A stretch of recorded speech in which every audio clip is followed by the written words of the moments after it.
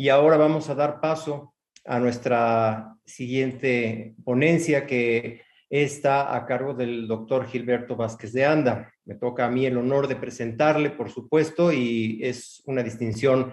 Él, brevemente una reseña, él es especialista en medicina crítica, es egresado del Hospital de Especialidades del Centro Médico Nacional Siglo XXI, de donde también soy egresado, así como la doctora Araceli Gudiño. Él es maestro en investigación clínica y administración en servicios de salud. Es doctor en medicina por la Universidad de Erasmus de Rotterdam, Holanda. Es fellow de la University Health Network de la Universidad de Toronto, Canadá. Miembro de nuestra Academia Nacional de Medicina. Miembro de la Academia Mexicana de Ciencias y profesor investigador de la Facultad de Medicina de la Universidad Nacional Autónoma de México. Él va a presentar nada menos que uno de los temas centrales de la enfermedad que estamos ahora platicando, que es COVID-19. Es el síndrome de insuficiencia respiratoria aguda en el paciente por la forma crítica. Doctor Gilberto Vázquez de Anda, por favor, es un honor ser tu presentador y adelante, por favor, en la ponencia. Muchas gracias, Eduardo. Muy amable por la presentación. Pues agradezco también toda esta facilidad para presentar el simposio a la Academia Nacional de Medicina, a su presidente, el doctor José Jalabe Cherem, por todo el entusiasmo y la confianza que ha tenido prácticamente desde hace 2 años en las presentaciones continuas. Primero el doctor Jalabe como vicepresidente de la Academia, en ese entonces la doctora Teresita Corona Vázquez como presidenta, y que prácticamente ya el año pasado y este año ha sido un fuerte entusiasta de presentar lo que es la enfermedad por COVID-19 con enfoque en el paciente grave. Muchas gracias y vamos a presentar, pues sí, lo que es la presentación del tema de la insuficiencia respiratoria aguda por COVID-19, que ha sido un tema de mucha discusión con respecto a la forma tan particular como se dio el síndrome del COVID-19 en los pacientes graves. Recordemos que lo que fue el COVID-19 en el 2020, todavía teníamos algunos indicios de cómo se estaba presentando la enfermedad en Europa. Sabíamos que era un proceso de alta contagiosidad, con portadores asintomáticos que requerían hospitalización de un 20 a un 50%, además de que una cantidad como el 10% iban a requerir cuidados intensivos, que el 30% llegaba a desarrollar insuficiencia respiratoria aguda, y la letalidad en general de la enfermedad del 4%. En aquel entonces nosotros teníamos las recomendaciones generales para el síndrome, que era tener un volumen corriente bajo de 6 mililitros, si era posible, lo más bajo, incluso hasta 4 mililitros por kilo de peso, PIB de 13 a 15 centímetros de agua, con presiones mesetas de 25 a 27, presión diferenciales menos de 13, FiO2 un poquito arriba de 50 y mantenerlo lo más cercano, lo más posible o alejado del 100%, con un pH mayor de 7.2, es decir, se permitía cierta hipercapnia, maniobras de reclutamiento, posición prona y ECMO, pero el ECMO en una situación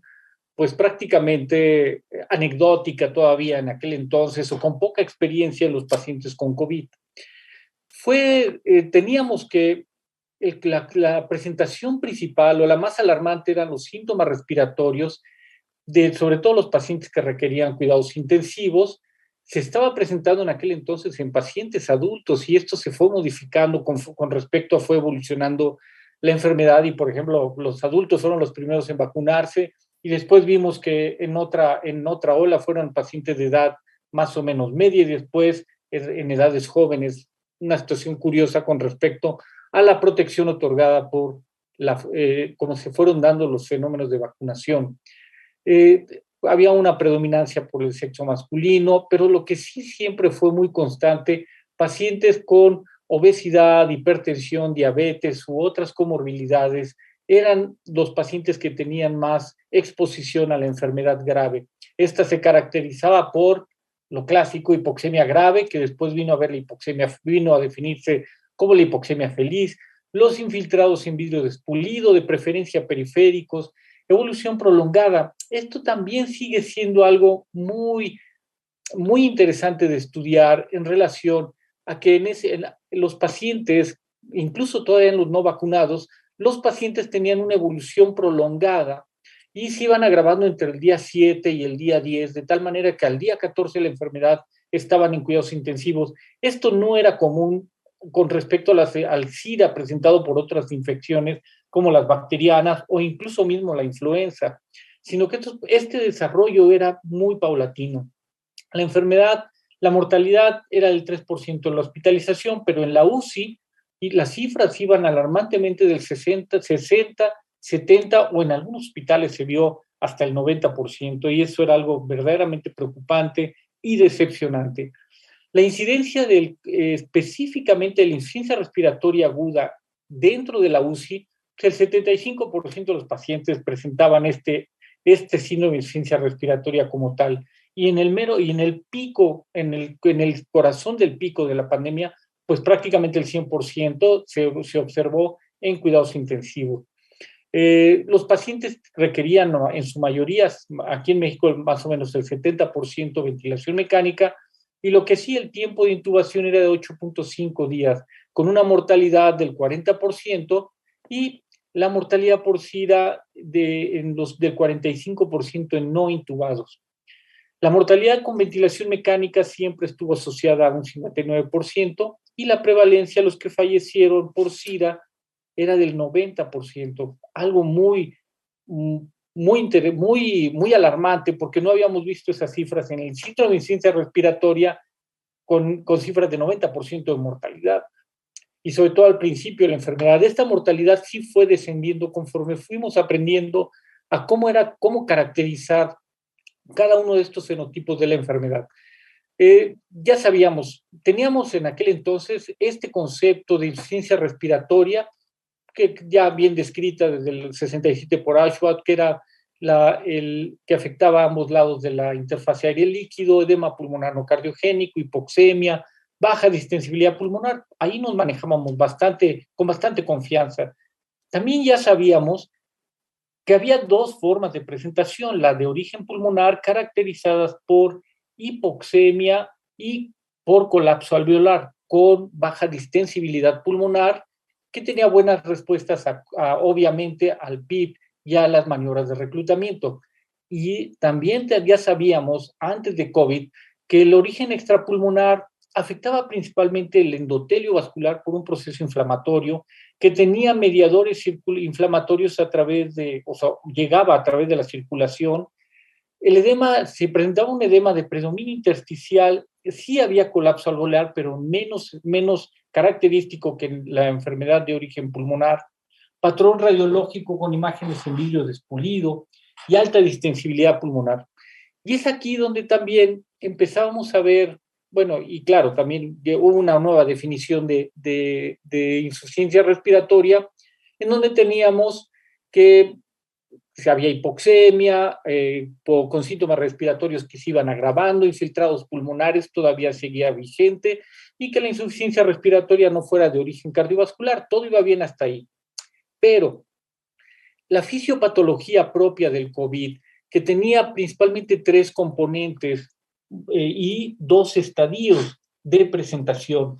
Los componentes eran prácticamente una microtrombosis vascular, que era mucho más característica y producto importante de la hipoxemia por alteraciones en la ventilación-perfusión. Edema pulmonar de origen no cardiogénico por el proceso mismo de inflamación, tanto en el intersticio como en el endotelio vascular y en la pared alveolar.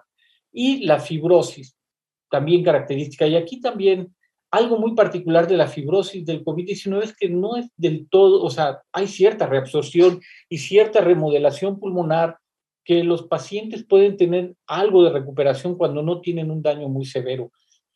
Teníamos el estadio temprano, en donde hay esta lesión del parénquima pulmonar, que da infiltrados pulmonares, hipoxemia pero no se observa tanto edema o tanta problema de colapso alveolar o esa baja distensibilidad pulmonar. En el estadio temprano se observa que el daño no es tan importante en el epitelio, por lo tanto el paciente mantenía una distensibilidad adecuada. Esto preocupó mucho porque no se cumplía la definición de insuficiencia respiratoria aguda y entonces no sabíamos, o sea, algunos decían que no era un SIRA característico y otros abogaban que sí era un SIRA porque era una infección viral y que producía lesión en la membrana alveolar capilar.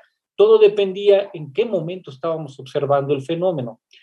Así que, bueno, muchos de los daños o los resultados de las biopsias de autopsia mostraban un daño alveolar difuso, formación de membranas hialinas, por eso se decía que era insuficiencia respiratoria aguda, edema intersticial, microtrombos en capilares pulmonares y proliferación de fibroblastos, y que en los pacientes se observaba hasta un 17% de una fibrosis importante, sobre todo en estadios tardíos. Pero en los estadios iniciales no se observaba este patrón tan característico y podría ir inclusive un poquito de la microtrombosis. De tal manera que se denominó este síndrome de insuficiencia respiratoria típica. Este es un libro, un artículo muy agradable de leer, muy clásico, escrito por dos expertos muy, muy conocidos en lo que es la fisiopatología de insuficiencia respiratoria, el doctor Marini y el doctor Gattinoni, quienes ellos decían, bueno, es que los pacientes sí tienen hipoxemia, pero esta hipoxemia es por alteraciones en la ventilación-perfusión. Sí hay infiltrados pulmonares, pero en vidrio despulido, adyacentes a la pleura. No representan el daño pulmonar en pulmón de niño, ese pulmón pequeño, con áreas atelectásicas. De hecho, la tomografía presentaba estas imágenes de pulmones amplios, con amplia distensibilidad, que mantenían había hipoxemia, pero con volúmenes pulmonares altos y distensibilidad alta, algo que no era el patrón característico de un pulmón dañado. ¿Sí? Sin embargo, también se preguntan en este artículo que iba a haber una evolución, se veía una evolución de este patrón de distensibilidad alta a un patrón de distensibilidad alta con colapso alveolar y característico de insuficiencia respiratoria. De tal manera que lo que sí se vio es que había un fenotipo de L de low bajo, o sea, no se veía endotelitis vascular pulmonar, alta distensibilidad, baja relación ventilación-perfusión, menor edema pulmonar y microtrombosis vascular pulmonar. Es decir, teníamos estas alteraciones en la ventilación-perfusión y el pulmón alto, o sea, donde había una baja distensibilidad pulmonar, hipoxemia, muy característica ya del síndrome de insuficiencia respiratoria clásico, edema pulmonar, colapso alveolar, zonas atelectásicas. Entonces decían, bueno, pero ¿cómo va a haber dos patrones? El caso es que viene también este estudio en donde dicen, es un proceso donde depende, de acuerdo a la fisiopatología de la enfermedad, tenemos esta secuencia de fenotipos en donde tenemos alteraciones en la ventilación-perfusión en etapas tardías y un fenómeno de colapso alveolar en las etapas tardías, con muerte por hipoxemia y clásico síndrome de insuficiencia respiratoria. Y en medio un continuum en donde se veía esa lesión. De tal manera que sí se podía distinguir al inicio pacientes con alteraciones en la ventilación-perfusión que respondían bien a la posición prona y al alto flujo, y que a medida que progresaba se iba a hacer entonces la intubación oportuna y mejora de esas alteraciones en la ventilación-perfusión, y teníamos ya la manera tardía donde se incrementaba la mortalidad. Este estudio, en esta diapositiva cortesía del doctor Paolo Pelosi, en donde muestran claramente cómo se da esta distribución pulmonar por la tomografía, en donde se ven las aireaciones en el pulmón y tenemos áreas no aireadas sino perfundidas, shunts verdaderos, áreas no aireadas y perfundidas. Tenemos aquí una relación ventilación-perfusión menor a 1, o sea, recuerden ustedes estas áreas de ventilación-perfusión, y áreas de ventilación-perfusión mayor a 1, bien ventiladas y perfundidas, y las áreas de espacio muerto. Ven ustedes que en el área, cuando se metían ventilación no invasiva, teníamos mayores alteraciones en la ventilación-perfusión, o sea, tenemos más perfusión que ventilación, no se modificaba sustancialmente las áreas bien ventiladas y perfundidas. En cambio, cuando metíamos ventilación invasiva, esto ya era por colapso, por alteraciones en la ventilación, perfusión. Vean ustedes cómo incrementa el espacio muerto, las áreas de cortocircuito. De tal manera que sí se distinguía bien un área de espacio muerto, un área de baja ventilación, perfusión y verdaderos cortocircuitos. Y que de los ventilados, o sea, incrementaba también estos espacios, pero donde se tenía más cortocircuito. Esto se demostró prácticamente en tomografía. Así que tenemos que el manejo del ventilador en etapas tempranas, pues podemos ser más gentiles e incluso manejar al paciente con ventilación no invasiva, como ya lo vieron en la plática que precedió, y podemos utilizar niveles de PIB moderados, volúmenes corrientes no están estrictos en 6 mililitros por kilo, siempre y cuando no generen grandes presiones diferenciales que pudieran llevar al daño pulmonar. Mantener al paciente no con respiración espontánea, porque recordamos que el paciente tiene un incrementado driving de estímulo de frecuencia respiratoria que lo puede llevar al daño pulmonar autoinfligido.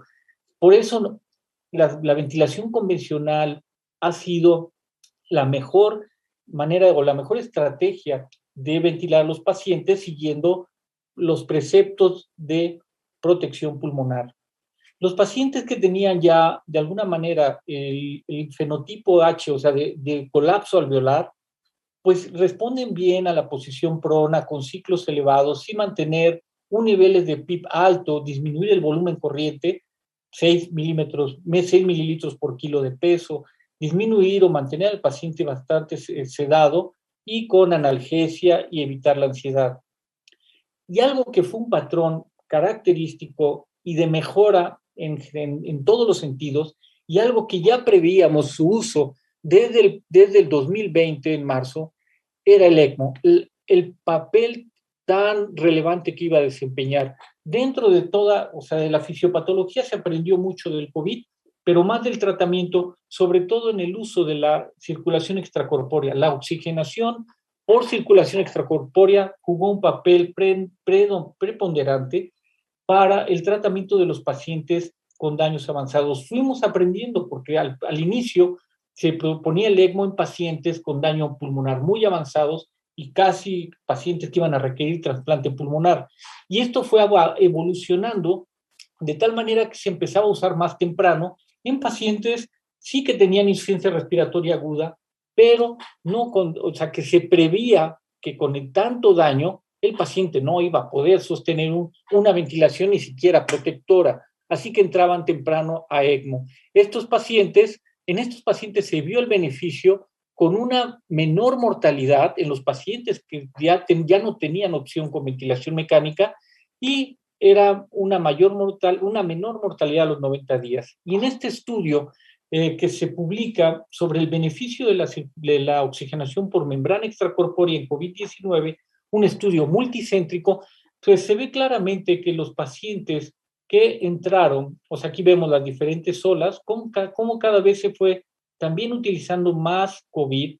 Vemos los pacientes que con el tratamiento convencional de protección pulmonar sobrevivían, los pacientes que murieron con terapia convencional, pero vean ustedes la diferencia en mortalidad entre los pacientes que utilizaron ECMO en movimiento oportuno y los que fallecieron por ECMO. La diferencia pudiera ser todavía mejor que los pacientes con ventilación convencional y de los que sobrevivieron, de los que murieron. Todo está en el momento y de acuerdo al momento fisiopatológico que estamos observando el COVID, es el momento en que pudiéramos utilizar la mejor maniobra de soporte ventilatorio, desde no invasivo con puntas nasales, pasando por mascarillas, alto flujo, ventilación no invasiva, ventilación mecánica convencional, ECMO. Así que la COVID-19 es una enfermedad que se desarrolla en el aparato respiratorio, cuyo mayor impacto es en el aparato respiratorio. No olvidemos que entonces se puede presentar prácticamente en todos los órganos, con un espectro que va desde la sintomatología leve hasta la neumonía grave con insuficiencia respiratoria aguda. Si presenta lesión de un daño intraalveolar con afectación de la membrana alveolo-capilar, por lo tanto, puede presentar este síndrome clásico de insuficiencia respiratoria aguda. Uno deberá estar atento a en qué momento de la enfermedad se encuentra el paciente para ofrecerle la mejor terapia. Y no olvidar que hoy en día el ECMO es una terapia extracorpórea que nos puede ser de utilidad en pacientes que no tienen alternativa para su tratamiento ventilatorio y sobre todo para mantener las medidas de protección. Muchas gracias a la Academia Nacional de Medicina, al doctor José Jalavicherem y a Eduardo Ferat por la amable presentación. Gracias, Fernando. Adelante, Eduardo. Sí, muy buena presentación, sobre todo muy didáctica para los que no nos dedicamos directamente a esto. Gracias, Gilberto, por la ponencia, y a continuación vamos a dar lugar a la siguiente presentación, que es a cargo del doctor Luis Alfredo Ponce de León Garduño. Y si me permites, Eduardo, ¿tienes el currículum del doctor? En este momento, no me llegó ahorita. No, por favor, continúa tú entonces. Te agradezco muchísimo. Sí, Vamos a continuar